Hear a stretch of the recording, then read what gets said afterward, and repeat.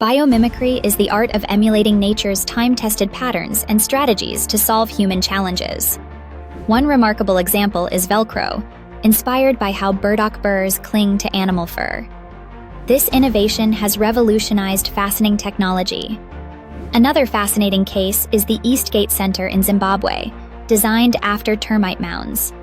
These buildings maintain a stable temperature without traditional air conditioning, showcasing energy efficiency. Additionally, scientists study lotus leaves for their self-cleaning properties, inspiring advances in waterproof materials. By observing the natural world, we unlock sustainable solutions that can lead to a healthier planet and smarter designs for our future.